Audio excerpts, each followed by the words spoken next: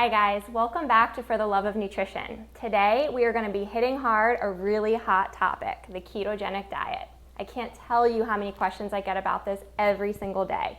From celebrities to everyday people, it's such a popular trend right now. I mean, anything that promises more bacon and still losing weight, definitely worth a look, right?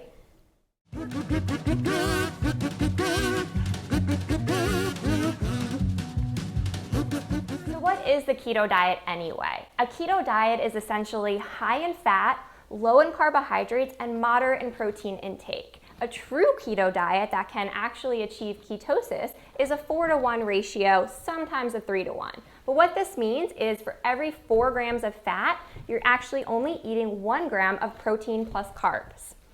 If you achieve ketosis, this means that your body is no longer using primarily sugar for energy, but has shifted to using fats or ketones. The mainstream version of the keto diet is essentially a modified version of the clinical. So it's still low in carbs and high in fat, but not quite as restrictive.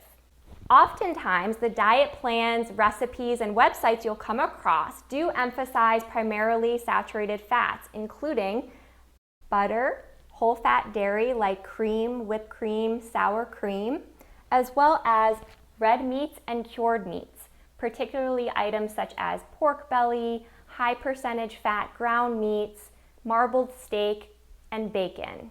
The research thus far is pretty limited, especially longer term studies. What we do know is that a ketogenic diet can be helpful for epilepsy.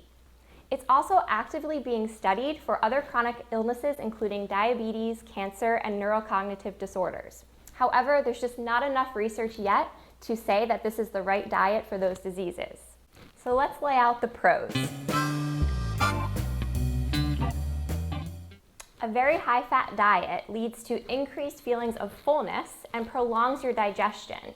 This means that you may actually consume less food or less calories over the course of your day, hence why this diet often leads to weight loss. Reducing your carb intake also tends to eliminate those foods that we tend to overeat. Consuming less carbs for some can also reduce fluid buildup or feelings of bloating. When we put it all together, what it adds up to is this diet for some can lead to successful weight loss as well as increased energy and well-being. Unfortunately, what we know from the studies so far is that most eventually do regain the weight that they lose. So that leads us to the cons.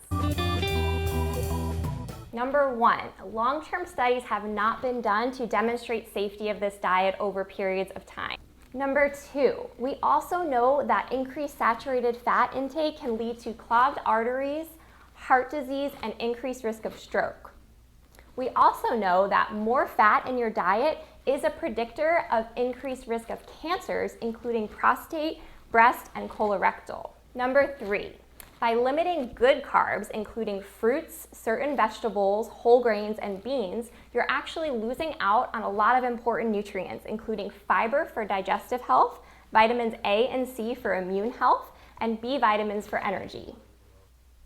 Make sure you seek medical advice and the advice of a dietitian if you have diabetes, gout, pancreatitis, kidney, or liver issues.